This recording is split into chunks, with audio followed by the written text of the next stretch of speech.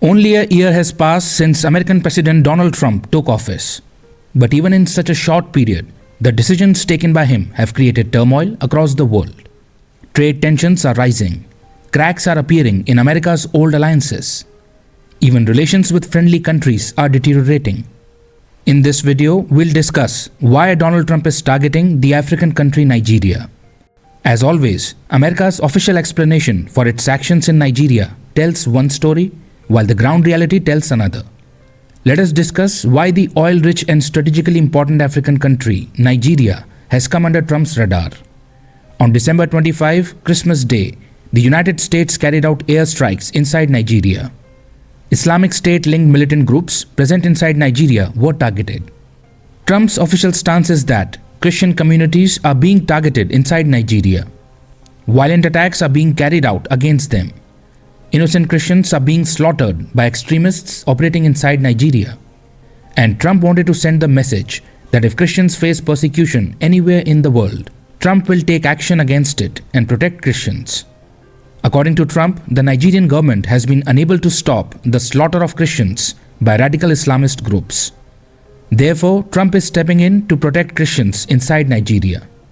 Trump has designated Nigeria as a country of particular concern. This designation is made under the United States International Religious Freedom Act of 1998.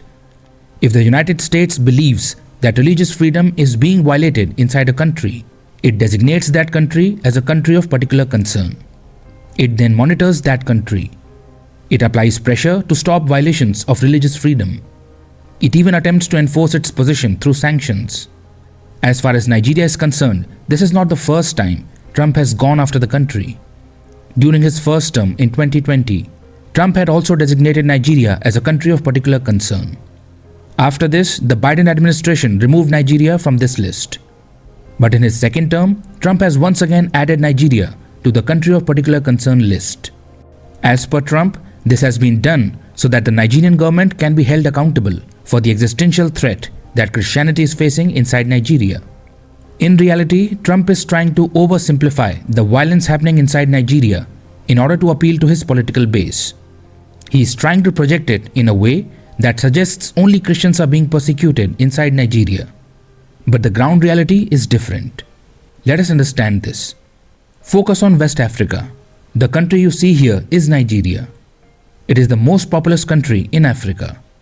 If we talk about religion in Nigeria, roughly 50 to 55% of the population is Muslim and around 45 to 50% is Christian. Nigeria has the largest Christian population on the entire African continent. In this country, the number of Muslims is slightly higher than the number of Christians. However, Nigeria is not officially an Islamic country. It is a secular federal republic. Nigeria's 1999 constitution guarantees freedom of religion to all citizens of the country. The country has no official state religion. It is a secular country. Geographically, the northern part of Nigeria is largely populated by Muslims. The southern region and the middle belt are largely populated by Christians. For decades, this religious divide has caused tensions in Nigeria. However, it is not correct to give only an ethnic or religious color to the conflicts taking place inside Nigeria. Tensions also arise due to political and economic reasons. The violence that has been seen in Nigeria for decades is quite complex. It is not correct to view it only from the angle of Christian persecution. It is absolutely true that in the mid-2000s, groups like Boko Haram emerged in Nigeria, which led to massive instability. Splinter groups that broke away from Boko Haram, such as ISIS West Africa province, have continued to increase instability. Chaos has spread across the entire region. But remember that Nigeria's conflicts are not purely religious. They are quite complicated. Many factors contribute to violence inside Nigeria. These include land disputes, competition over resources, regional inequality, climate stress, and poverty. Weak governance further worsens the problem. In Nigeria, extremist attacks target people from various religions. Attacks are not carried out only against Christians. Therefore, the Nigerian government has completely rejected Trump's claims. According to the Nigerian government, Christians are not being selectively targeted in the country. It is true that violence exists in the country, but both Christians and Muslims are affected by it. It is not only Christians who suffer. The Nigerian government is fighting extremist groups, and in this process, it wants to engage constructively with the United States. According to Nigeria, portraying this complex conflict as a religious war is inaccurate and dangerous. Many analysts believe that by carrying out attacks inside Nigeria on symbolic dates or by promoting narratives of defending religious groups, Donald Trump wants to shape American public perception. He wants to achieve domestic political gains. He wants to distract people from the Epstein issue. By projecting himself as a defender of Christians, he wants to protect his declining popularity. Apart from this, there are larger geopolitical gains as well. We know what the nature of US foreign policy is. America's military interventions outside the country depend on US interests. Over the years, we have clearly identified this pattern. This pattern is also visible in America's recent actions. For example, Trump is also putting pressure on oil-rich Venezuela. Venezuela is a country aligned with Russia and China. The United States wants to bring it into its sphere of influence. That is why we are seeing US warships, submarines, drones, and aircraft deployed near Venezuelan waters. Pressure is being built on the Maduro regime. Oil tankers are being seized.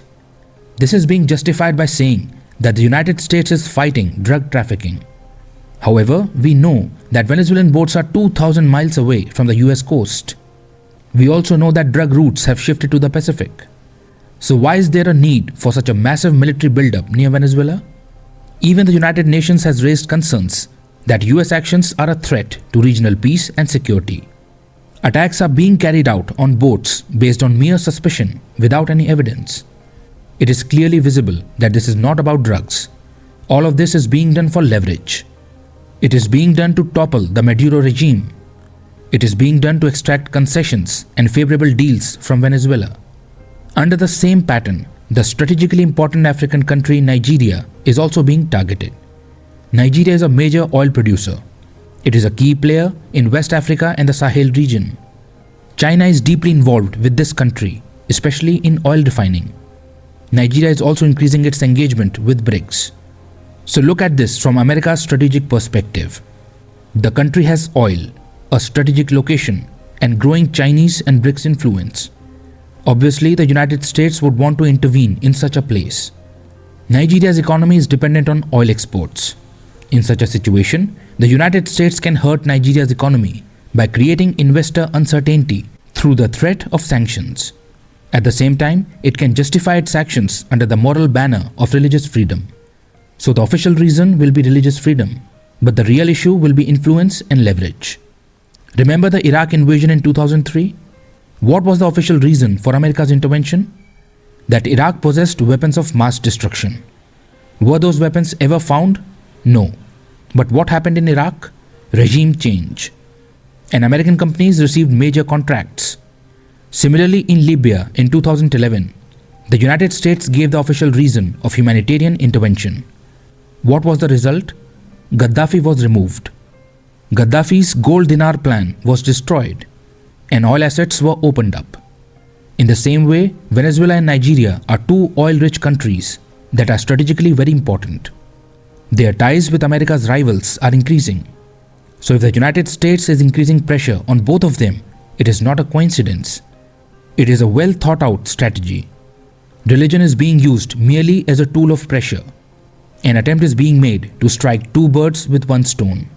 Pressure has to be built on Venezuela and Nigeria anyway. But giving it a religious color, Trump will be able to resonate with his Christian political base inside the United States. He'll be able to please evangelical groups in the United States. In this way, there will be strategic gains abroad. Plus, within the country, Trump will succeed in mobilizing domestic support. Because of the Epstein issue, Trump's morality is constantly being questioned. In such a situation, Trump wants to gain moral legitimacy by presenting himself as a defender of Christians. The United States will not want oil-rich regions to drift toward Russia and China under any circumstances. This is because the United States wants to secure favorable energy access for itself. It wants to maintain its dominance in strategic regions. Therefore, pressure by the United States on countries like Venezuela and Nigeria is being increased. So remember, behind Trump's attacks on Nigeria, the issue is not only religious freedom. Rather, deep strategic interests of the United States are involved.